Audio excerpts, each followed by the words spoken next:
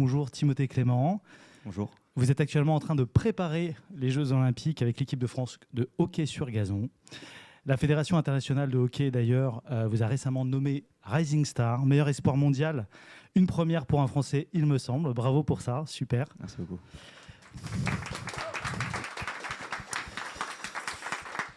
Et en ce moment, vous vous entraînez en Belgique, au club de la Gantoise, un des meilleurs clubs de hockey sur gazon.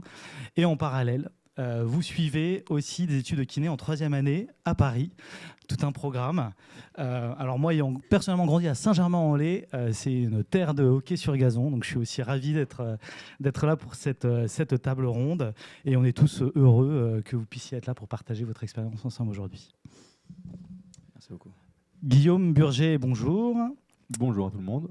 Alors, vous préparez également les Jeux Olympiques pour l'année prochaine, mais dans une toute autre discipline, le kayak. On va pouvoir en parler ensemble aujourd'hui. Alors, un palmarès impressionnant, champion d'Europe, médaillé d'argent, 3 médailles de bronze au championnat du monde, entre autres. Je ne vais pas tout citer, mais c'est un super palmarès. En tout cas, bravo déjà pour celui-ci. Vous êtes également diplômé d'un master de marketing. Alors, donc dans la dette, je ne sais pas si c'est le plus impressionnant, mais en tout cas, bravo. Et je pense que ça va être du coup une discussion passionnante ensemble aujourd'hui. Donc, on peut peut-être commencer du coup la discussion, Timothée, par vous. Et peut-être aussi, vous pouvez aussi vous présenter avec vos mots et nous raconter aussi votre actualité du moment. Merci de faire une pause aussi et de sortir de la bulle de l'entraînement pour venir parler avec nous et nous en dire un petit peu plus justement sur cette course des JO. Oui, bonjour à tous. Bon, je pense que vous m'avez très bien présenté, mais j'ai commencé le hockey grâce à ma famille. En fait, toute ma famille a fait du hockey sur gazon. Donc c'est comme ça que je suis arrivé dans ce sport. Souvent, c'est un sport qui est assez familial, donc souvent on arrive par le biais de la famille ou des amis ou des proches. Le hockey sur gazon donc, est un sport olympique. C'est un des plus vieux sports olympiques. Je suis international français avec 55 sélections en équipe de France. Je suis passé par toutes les équipes de France jeunes et j'ai commencé le hockey au CA Montrouge, donc le CAM, qui est situé à Montrouge bien sûr, et qui est un des plus grands clubs aussi français, qui vient d'être double champion en titre. Et ça fait maintenant 3 ans que je suis en Belgique, dans un des meilleurs championnats au monde, car là-bas en fait c'est un sport qui est semi-professionnel, alors qu'en France c'est encore un petit peu amateur. C'est en train de se professionnaliser, mais c'est encore amateur. Et donc ça fait 3 ans que j'évolue dans ce championnat, qui est un des meilleurs au monde. Super, merci, hyper intéressant. Et donc Guillaume aussi, peut-être que vous pouvez nous en dire un petit peu plus, la course aux JO, qui vous êtes, votre entraînement, tout ça. Alors, moi j'ai 34 ans, je suis originaire de Strasbourg. Aujourd'hui, je porte les couleurs du club de l'ACBB à Boulogne-Billancourt. Je fais partie de l'équipe de France depuis maintenant une 15aine d'années, donc je me définis comme un athlète expérimenté et aussi sur la fin. On ne va pas se le cacher. Voilà, j'ai une deadline. Moi, les Jeux Olympiques de Paris, c'est mon dernier grand objectif et certainement le plus bel objectif dont un sportif puisse rêver, hein, participer aux Jeux Olympiques à la maison. Pour nous, c'est vraiment à la maison. Je m'entraîne quotidiennement sur le lac qui servira aux épreuves de Paris 2024. Et voilà, c'est aussi une forme de, j'aime pas le terme de revanche, mais j'ai été aux Jeux Olympiques à Tokyo dans des conditions un petit peu particulières. Ma qualification s'est un peu déroulée sur tapis vert, elle m'a été refusée dans un premier temps, etc. C'était un moment un petit peu difficile. Et donc j'ai vraiment envie de profiter à fond de l'expérience sportive, de l'expérience de l'événement. Et quand j'entends le sujet précédent qui décriait un peu tout ce qui se passe en backstage, moi ça me donne vraiment envie de participer à cette grande fête. Et donc voilà, donc aujourd'hui je mets toute mon énergie dans ce kayak 4 places qu'on voit s'agiter là-haut, là, avec mes coéquipiers. Et voilà, pendant encore 1 an, c'est vraiment ce qui va me faire vibrer. Top. Alors parlons un peu justement collecte de données, collecte de data. À quelle occasion et comment est-ce que vous utilisez un outil? Comment vous pouvez être amené à collecter des données sur vos performances?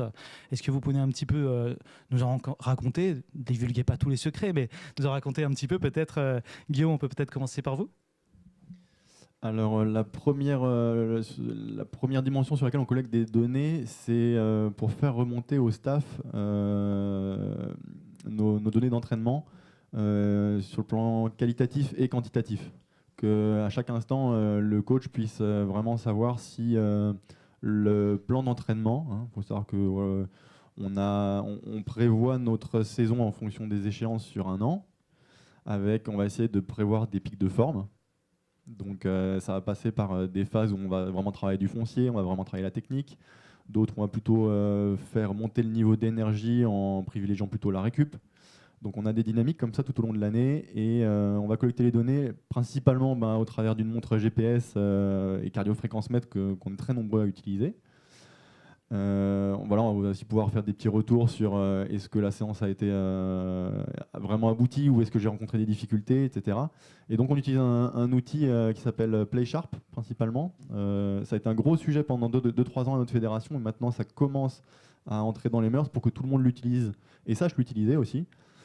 Et donc à la fin, notre coach est capable de vraiment surveiller à chaque instant le travail qu'on fournit, si on est dans les clous, s'il faut réajuster cette fameuse planification et ces fameux programmes d'entraînement. Donc c'est vraiment l'histoire de lui donner une image de l'état des troupes en fait. Ça c'est une première dimension et l'autre dimension c'est plus sur vraiment la performance et notamment la compétition. Et comment on va adapter nos stratégies, notamment quand on est à 4 dans le même bateau, c'est pas toujours évident de bien synchroniser, de bien fournir les bons efforts au bon moment pour tout le monde.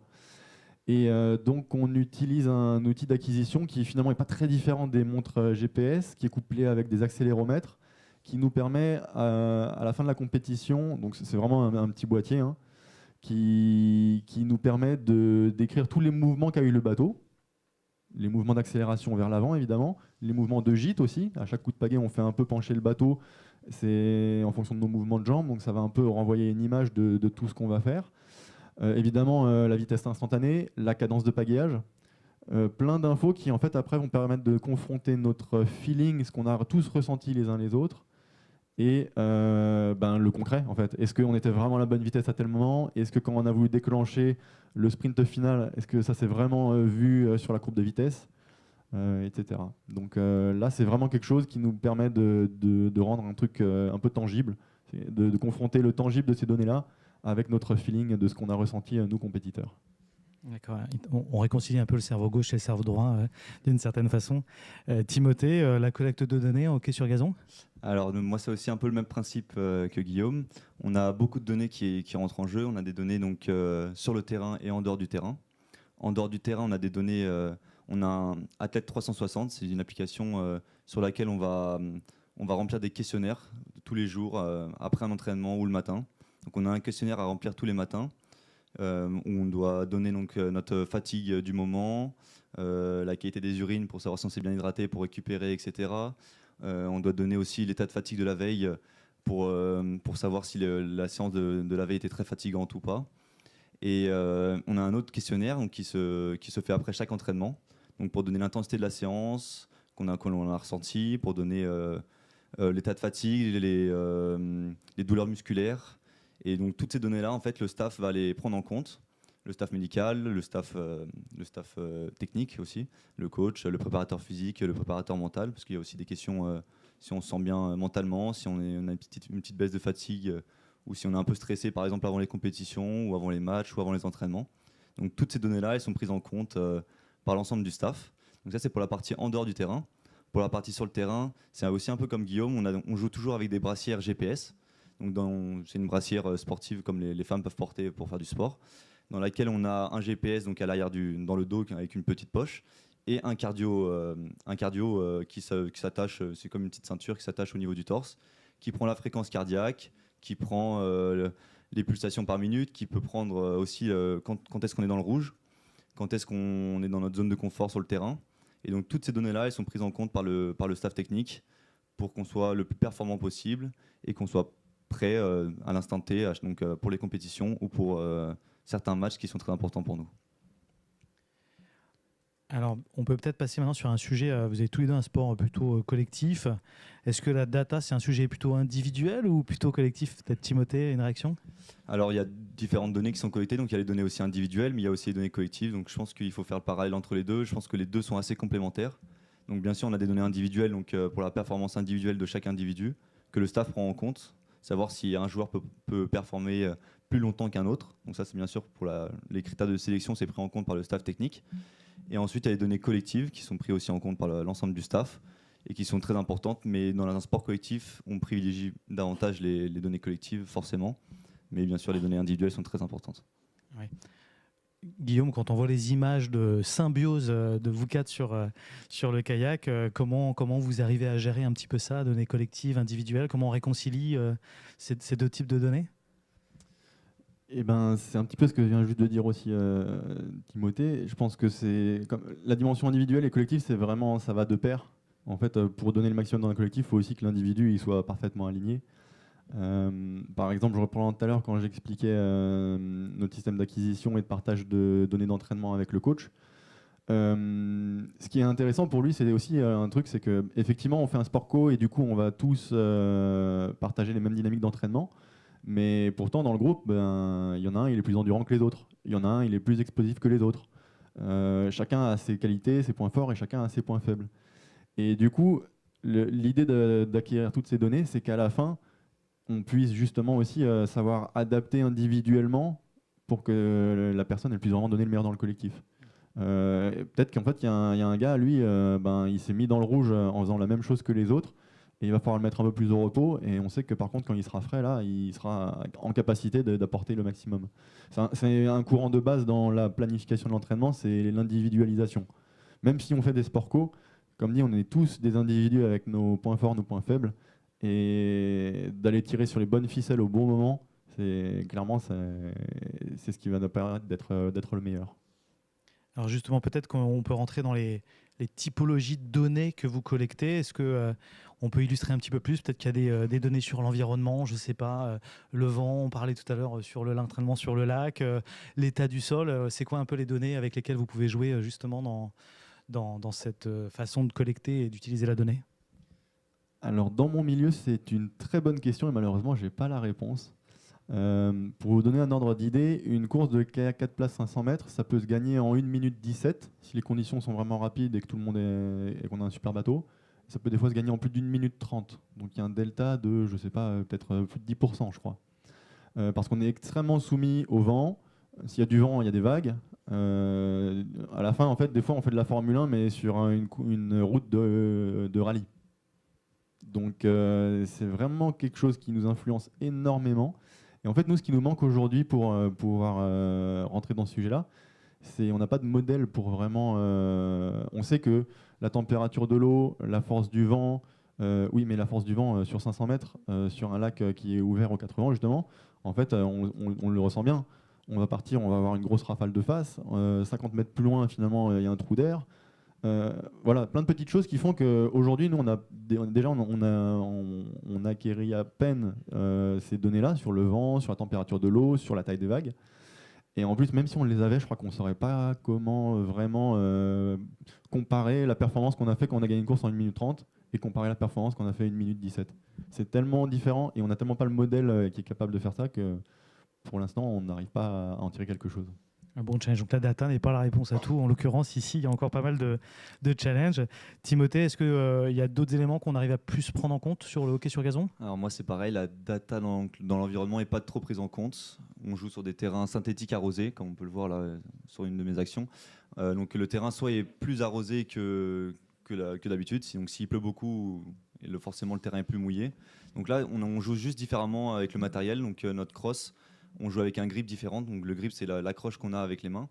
Donc forcément, quand il pleut, le sol la crosse est un peu plus glissante et le sol aussi. Donc on change le grip. On joue avec un grip qui est plus adapté pour la pluie. Et quand il fait beau, on joue plutôt avec un grip qui accroche plus et qui est plus agréable au toucher et qui nous permet d'être plus efficace. Mais sinon, sur les données, une équipe ne va pas forcément regarder l'environnement. On sait que c'est la même pour les deux équipes. Donc on ne va pas forcément être plus avantagé qu'une autre équipe s'il pleut, sachant que c'est pareil pour les deux. D'accord. Très belle action. Merci. Alors justement, peut-être que, on ne va pas la commenter, mais peut-être que comment les données vous aident à booster la performance? Timothée, peut-être. Alors, donc nous, nos données sont prises aussi par ligne, donc les arrières, les milieux, les attaquants. Ouais, je pense qu'on a un diapo sur nos données de GPS, c'est ça? C'est celui-là. On a cette capture-là sur les données de temps passé. Alors, comme ça, on va pouvoir voir. Donc là, on a nos données en fonction, ce sera plutôt ici, donc du temps de jeu, de la distance qui est parcourue par quart-temps. Donc le hockey sur gazon se joue en 4 quart-temps de 15 minutes. Donc en fonction des quart-temps, on sait par exemple qu'un athlète a parcouru, je vais dire des bêtises, mais 1,6 km par exemple, ou un autre 2,5 km. Donc on sait par exemple qu'un athlète est plus performant au début du match, ou un autre qui est plutôt un finisher, donc il va plutôt être performant à la fin du match. Donc ça, c'est des données qui sont prises en compte.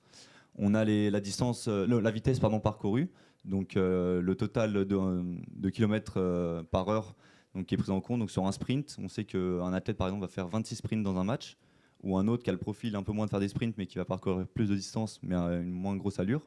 Donc ça, c'est pris en compte aussi. Et donc tout ça, en fait, ces données, elles sont regardées aussi par ligne. Donc les attaquants, c'est plutôt des joueurs qui sont plutôt des joueurs athlétiques explosifs. Les milieux de terrain, c'est plutôt des joueurs qui sont endurants, car ils ont un peu plus de temps de jeu. Ce qu'il faut savoir dans le hockey aussi, c'est qu'on a autant de changements qu'on veut. Donc c'est pas comme au foot, on joue pas les 90 minutes. Donc nous, on joue les attaquants, en général, on joue 30-35 minutes, donc c'est la moitié du temps quasiment. Donc toutes les 3 minutes, les attaquants, ça tourne. Moi, je joue attaquant, donc je suis un peu plus spécialisé pour vous en parler. Donc on tourne énormément. Et donc les milieux, c'est plutôt donc, des joueurs d'endurance. Et les arrières, c'est plutôt des joueurs qui doivent être un peu plus coriaces, un peu plus musclés, un peu plus costauds. Et eux, ils vont mettre un plus gros impact physique. Donc en fait, la préparation physique est axée aussi sur ça. Donc on travaille par ligne, on travaille différemment que par exemple les arrières, les milieux ou les gardiens. Les gardiens de but ont besoin de moins d'endurance, mais plus d'explosivité sur des petites distances. Et donc toutes ces données-là, en fait, elles sont collectées. Et on a des retours à la fin de chaque match ou de chaque entraînement. On peut aussi se comparer en fonction d'un autre attaquant par ligne. On se dit, bah voilà, on a un pote qui, sur ce match-là, s'est pas donné à 100%. On voit qu'il n'est pas dans sa zone de rouge autant qu'un autre. Ou alors, bah voilà, les gars, on s'est tous donné à fond. C'est top parce qu'on a tous été dans le rouge tant de temps. On a tous parcouru quasiment le même nombre de kilomètres. Et souvent, ça se ressent aussi sur le résultat. Si tout le monde se donne à 100%, bien sûr que le résultat est meilleur. Hyper intéressant. Et je vois aussi sur la capture d'à côté, belle perf contre le Chili.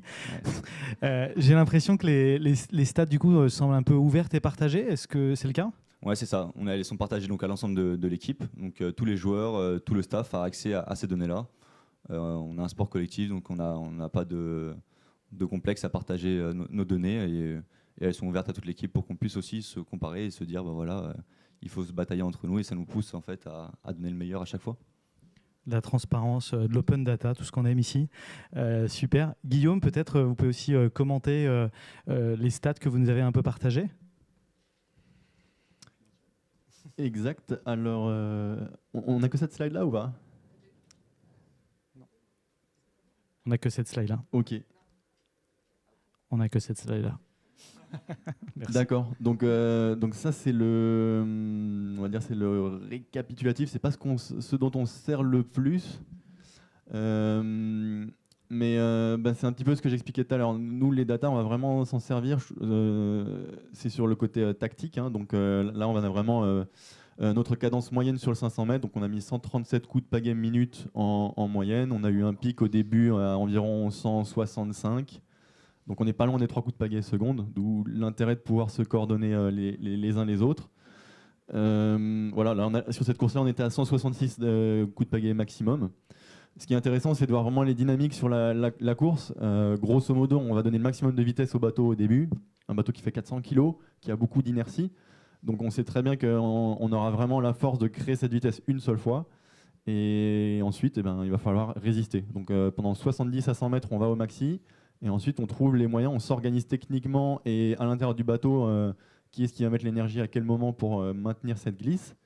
Et à un moment, on a un signal qui nous permet de grosso modo faire le sprint final. Donc d'avoir ces données, ça nous permet de rediscuter les cadres du bateau et le coach sur est-ce que les intentions qu'on a mises, elles ont bien été ressenties par tous de la même façon ? Est-ce qu'elles se retrouvent dans le concret, donc dans la courbe de vitesse à la fin ? Et surtout de réagir pour la course qui va suivre, pour pouvoir réajuster le truc.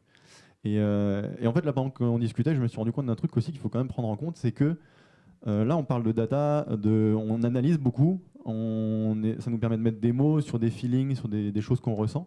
Mais alors peut-être c'est un tout petit peu différent, comme vous faites beaucoup de changements dans le cours de match. J'imagine qu'il y a des moments où tu peux te mettre devant ta tablette et puis dire, tu peux avoir un retour de ton coach par exemple, j'imagine. Ouais, le préparateur physique a une tablette donc instantanée pendant le match et il sait exactement quel joueur est dans le rouge et quel joueur est dans le vert. Voilà, donc là clairement, je pense que la data, tu t'en sers pendant ton match et pendant ta perf. Exactement. Nous, il y a une petite particularité, c'est qu'on n'a droit à aucun retour.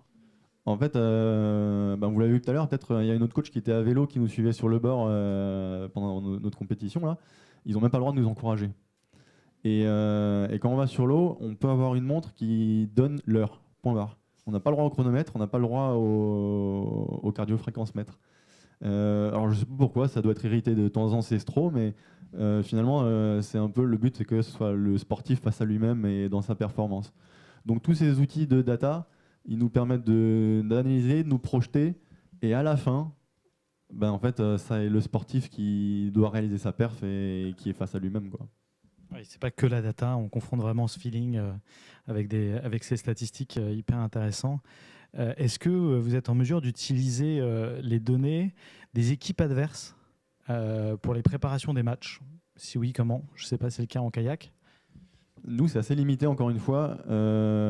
À part l'usage de la vidéo, du coup, on va pouvoir prendre des temps intermédiaires pour avoir un peu le profil de course des adversaires. Et pareil, on peut prendre les cadences. Donc ça, ce sont des éléments assez simples hein, qu'on compare les uns les autres. Sinon, il y a une occasion qui est un peu spéciale. Là encore, je ne sais pas pourquoi, mais c'est les Jeux Olympiques, où là, c'est l'organisateur qui, lui, a son propre système d'acquisition de données qui est imposé sur tous les bateaux. Ce qui fait que finalement, tous les bateaux ont deux systèmes d'acquisition. Ils ont celui de l'organisation et le leur. Et donc là, encore une fois, les cadences, les vitesses, mais là, vraiment au mètre près, sont compilés et sont partagés à l'ensemble du paddock. Donc, mais c'est bien le seul moment en 4 ans où on a vraiment des données chiffrées sur l'adversaire. D'accord, intéressant. Et sur le hockey, on voyait que c'est le cas avec les autres membres de l'équipe. Est-ce que c'est le cas avec les adversaires? Alors pour nous, les données GPS donc, restent confidentielles à l'équipe de France, enfin à chaque équipe. Donc les données GPS ne sont pas transmises à toutes les équipes. Par contre, c'est un peu comme Guillaume, toutes les données vidéo par contre sont transmises d'équipe en équipe. Donc on a accès à toutes les vidéos des équipes adverses et les vidéos sont codées. Donc on a un spécialiste vidéoman qui code exactement chaque touche de balle de chaque joueur, qui code toutes les entrées dans le cercle adverse, qui code tous les buts marqués. Et donc en fait, toutes ces données-là, on les a répertoriées sur une plateforme qui s'appelle Hudl. Je ne sais pas si vous connaissez, c'est une plateforme vidéo sur laquelle on peut voir toute l'année en fait, tous les matchs qui sont enregistrés dessus avec exactement toutes les données qui sont bien pour nous, pour pouvoir préparer nos matchs. Et donc avant chaque match, soit on se réunit par ligne ou par équipe ou avec le staff, etc. Et donc on analyse exactement nos adversaires avant chaque match. Et donc toutes les données sont répertoriées et c'est un gain de temps énorme. Plutôt que de regarder le match entier, on peut cliquer sur Entrer dans le cercle et on voit exactement toutes les entrées dans le cercle qui sont de l'équipe adverse. On peut regarder comment ils ont pris les buts, s'ils ont pris les buts plutôt en rentrant sur la droite du cercle ou plutôt sur la gauche. On peut savoir si leur ligne arrière est un peu plus faible que leur ligne d'attaque par exemple, ou si ils ont un joueur ciblé qui est un peu plus faible qu'un autre. Donc ce sera plutôt lui qu'il faudra aller presser et aller mettre de la pression et donc défendre sur lui. Et donc toutes ces données-là, en fait, elles sont prises en compte avant les matchs, en amont. On fait beaucoup de séances vidéo et beaucoup de réunions. D'accord, merci. Alors il fait chaud, mais on n'est pas à l'entraînement ici. Mais peut-être est-ce que vous pourriez nous dire un peu votre vision de la performance en entreprise. Quelle est la différence avec le sport selon vous, Timothée? Alors, pour moi, donc, je suis encore en études, mais je parle beaucoup avec des entrepreneurs ou avec des personnes qui sont dans le monde du travail. Je pense que moi qui fais un sport d'équipe, je pense que c'est très similaire à l'entreprise. Je pense qu'il y a le PDG, donc c'est notre coach, et puis il y a les équipes en dessous, donc les joueurs. Et donc c'est très important d'avoir une équipe très soudée. Je pense que pour l'entreprise, arriver à performer. Et je pense que c'est exactement un peu ce qu'essaye de mettre en place un staff, donc plutôt les hauts placés dans l'entreprise, de mettre dans les meilleures conditions les athlètes, donc les employés. Et donc tout ça pour qu'il y ait la meilleure osmose dans l'entreprise et qu'on performe le mieux possible. Et donc je pense que c'est assez similaire. Merci. Guillaume, vous avez mentionné aussi que vous étiez en train d'envisager aussi l'après, pas tout de suite évidemment, mais du coup, vous, votre vision aussi de la performance en entreprise, quelles sont les différences, les points communs? La seule différence que je pourrais imaginer, c'est que nous, on a de la chance dans le sport, c'est qu'on a une ligne d'arrivée. Et du coup, on peut tourner la tête ou un tableau de score. Et on peut tourner la tête et regarder et se dire, ben là c'était bon ou là c'était pas bon. Alors que dans le monde de l'entreprise, j'ai envie de dire, c'est sans fin. Par contre, on partage un objectif de performance, que ce soit dans le sport ou dans l'entreprise. Et là-dessus, vraiment, on se retrouve beaucoup. C'est qu'on aille chercher une médaille ou qu'on aille chercher de nouveaux clients ou à faire rêver les personnes qu'on a réussi à faire adhérer à notre projet, à développer un chiffre d'affaires. Voilà, il y a des dizaines d'objectifs à poursuivre. Mais à la fin, il y a un objectif et il y a les moyens qu'on y met et l'organisation qu'on va mettre autour. Et particulièrement, moi, le rapprochement que je fais le plus souvent, c'est quand on est assis dans notre quai à 4 places, il faut vraiment donner le maximum pour les autres et faire en sorte que les autres puissent donner leur maximum également. Enfin, ça, je pense que dans n'importe quelle entreprise, c'est le b.a.-ba pour qu'une organisation puisse fonctionner et aller chercher de gros objectifs. Je parlerai de ça à l'équipe du coup aussi. Merci pour les tips. Alors on a touché un peu du doigt tout à l'heure avec la data, mais est-ce qu'il y a des innovations à prévoir, peut-être voilà, des façons d'améliorer la collecte de données? On l'a un peu évoqué tout à l'heure. Peut-être est-ce que Guillaume, on peut détailler un petit peu plus là-dessus? Ouais, donc comme je le disais, moi, en fait, les technologies, elles existent. C'est vraiment la sensation que j'ai parce qu'on a déjà vu des programmes scientifiques venir s'intéresser à nous. Mais comme je disais, nous en plus en kayak on est un tout petit sport, donc il n'y a pas forcément beaucoup d'intérêt en dehors de faire gagner un kayak 4 places. On a du mal à intéresser les industriels, par exemple. Basiquement, on avait deux coques qu'on voulait comparer, deux bateaux différents qu'on voulait comparer. On les a mis dans un chantier naval avec un ingénieur qui nous les a modélisés en 3D. Et nous, sportifs, on dit mais c'est pas du tout les mêmes bateaux, on a vraiment un ressenti différent, mais on est incapable de savoir s'il y en a un qui est plus performant que l'autre. L'ingénieur au début, il a rigolé, il a cru qu'on s'était foutu de sa gueule. Il nous a dit mais là, vous m'avez donné 2 fois la même coque à modéliser. Et pas du tout. Pour nous, c'était voilà, faut imaginer un peu qu'on fait un bateau comme on peut faire un shape de planche de surf. On fait de l'époxy, de la fibre de verre, on va poncer ça, on va rajouter un peu de volume par-ci par-là. Et en fait, à la fin, le bateau, il fait quand même 5,40 m parce que c'est la jauge imposée. Il fait 12 kg.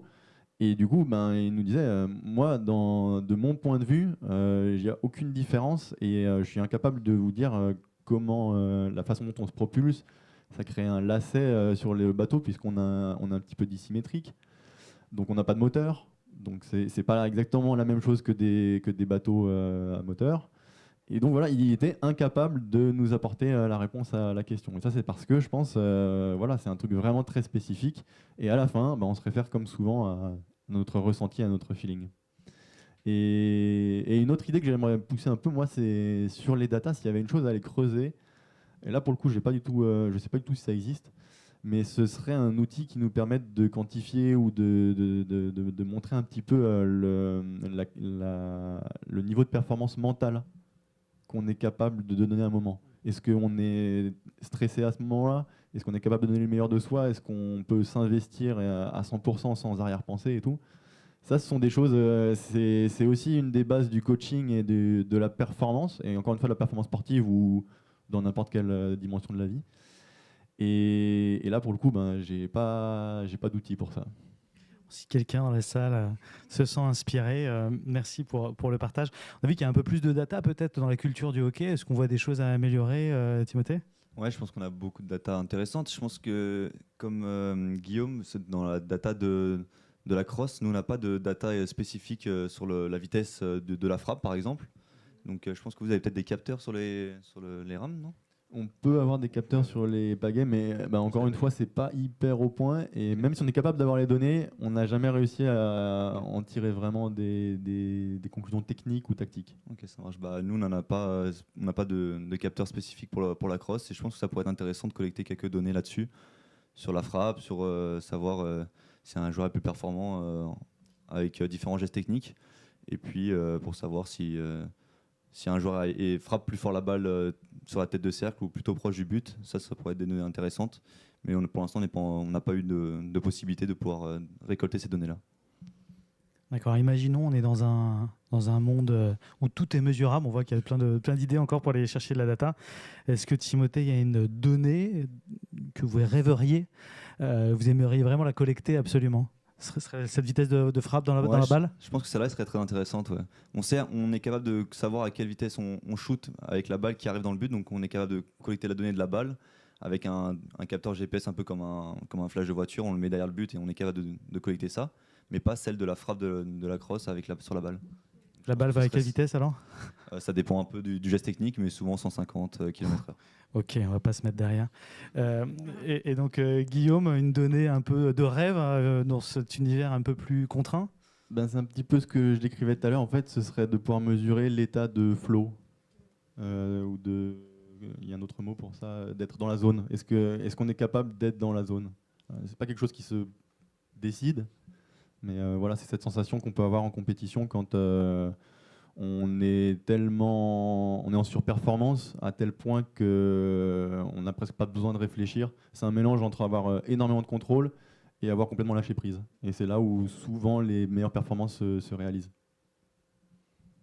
Ouais, on a un peu évoqué ce type de data au départ dans l'entraînement, Timothée, sur le ressenti aussi qu'on va arriver dans des apps un peu d'ailleurs sportives pour tout le monde, hein, pour les amateurs, comment on se ressent aussi. Ça, c'est quelque chose que vous collectez aussi, donc intéressant. Ouais, c'est collecté dans notre donnée, donc dans notre questionnaire de tous les jours, c'est collecté dedans. Top. On imagine que bien l'interpréter et le gérer et le processer à scale, comme on dit, ça ne doit pas être évident. Donc bonne idée, Guillaume, là-dessus. Est-ce que selon vous, est-ce que la data, c'est un peu la clé du haut niveau aujourd'hui? J'imagine que ce n'est pas la seule, mais est-ce que ça joue, c'est un rôle prépondérant, Guillaume? Ouais, c'est évident. Hein. Dans mon sport, les courses, ça se joue au centième de seconde.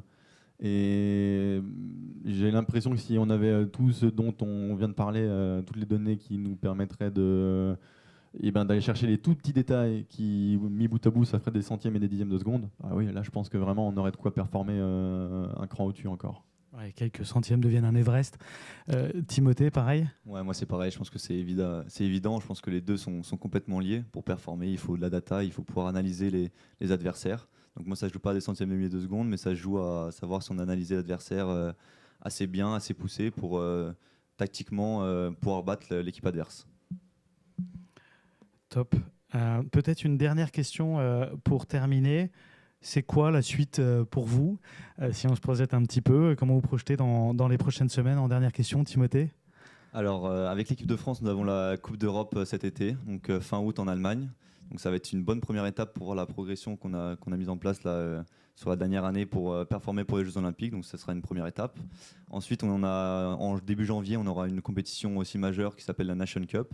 Pour l'instant, le lieu est encore à définir. Et en ligne de mire, bien sûr, les Jeux Olympiques qui, je l'espère, seront l'accomplissement de mon début de carrière. C'est une compétition majeure. C'est une compétition que tout athlète rêve de faire un jour. J'ai pas eu la chance, comme Guillaume, encore de pouvoir la faire. On a raté de peu la qualification pour Tokyo. Ça s'est joué à un but contre l'Espagne. Donc malheureusement, on n'a pas réussi à avoir ce palier, à franchir ce palier-là. Mais donc bien sûr, en ligne de mire, les Jeux Olympiques à fond, et on se prépare énormément avec l'équipe de France, tous ensemble, pour performer sur cette compétition. Guillaume? Et moi, ce sera fin août en Allemagne. Donc peut-être qu'on se croisera. On sera à Duisbourg, on aura les championnats du monde.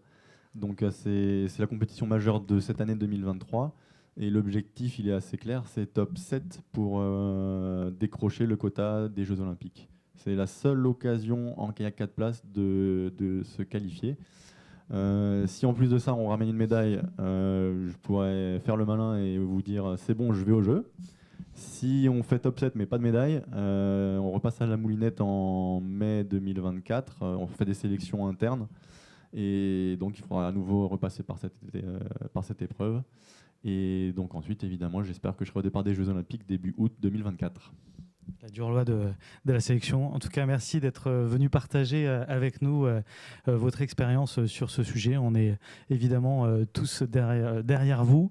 On va suivre ça avec attention. Je ne sais pas si on a une ou deux questions dans la salle. Ah oui. Oui, merci de votre témoignage.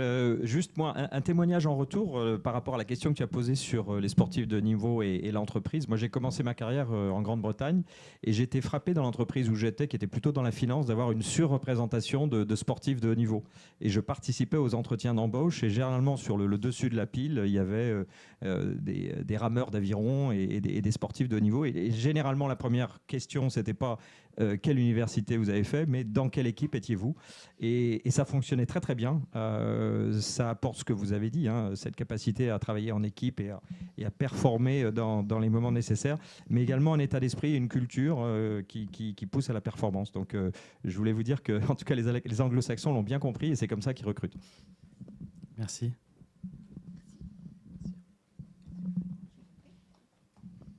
Bonjour, merci beaucoup pour le témoignage, c'est hyper intéressant. Côté data, on est tous convaincus que c'est extrêmement important. Guillaume, tu évoquais la limite justement de la data dans la compréhension de la performance vis-à-vis de la compréhension de ton bateau, mais aussi dans ton boîtier que tu mets dans le bateau justement. Est-ce qu'il y a des disparités entre ce que toi tu perçois dans tes sensations sur l'eau versus ce que ton boîtier t'apporte en termes de données? Oui, ça peut arriver, ouais. Mais d'autant plus justement dans un bateau d'équipage où effectivement tout ce qui est compliqué, c'est en fait on est à la recherche d'un geste parfait, mais un geste parfait x4. Et vraiment on a des discussions sur des feelings, des façons d'exprimer de la force ou de la souplesse, où parfois même nous on a du mal à comprendre où est-ce qu'on veut en venir. Mais du coup, je pense que c'est un côté à la fois rassurant et aussi le fait d'avoir à la fin ce récap qui nous dit vraiment voilà ce qui s'est passé à tel instant, quelque chose qu'on ne peut pas remettre en cause. On ne va pas se dire ah j'ai eu le mauvais feeling ou lui il a mal compris, il a mal ressenti ce qu'on a voulu faire. Non, il y a un fait, c'est à ce moment-là. On peut toujours se demander si est-ce que on a perdu de la vitesse à ce moment parce qu'il y a eu une rafale de vent par exemple. Mais ça fait un peu office de juge de paix et ça permet de garder un cap, quoi, d'avoir ces datas-là, je pense. Ok, merci. Et pour Timothée, tu disais que dans le hockey, justement, vous aviez énormément de données, vous mesurez beaucoup de choses. Et en fait, paradoxalement, tu évoquais Athlète 360 où tu essaies de comprendre un peu ton état tout simplement général. Pourquoi est-ce que ça, tu ne l'utilises pas avec de la mesure, avec des outils qui le fait, notamment du HRV ou des montres cardio ou des capteurs comme ça? Je pense que dans les données GPS, donc, c'est un peu similaire avec les données qu'on peut trouver dans une montre, je pense. Mais c'est vraiment un questionnaire qui est spécifique à ce qu'on ressent. Donc, je pense que c'est pas quelque chose qui peut être mesuré par une montre. Je pense que c'est un ressenti qui doit être éprouvé. C'est un feeling qu'on doit donner un retour sur notre état mental, sur comment on a perçu la séance. Et je pense que la montre ne peut pas collecter ça, sauf si je me trompe, je ne sais pas. Mais donc je pense que c'est vraiment un questionnaire qui est très important parce que c'est des données qu'on ne peut pas mesurer et c'est quelque chose que l'athlète doit transmettre au staff. Merci beaucoup.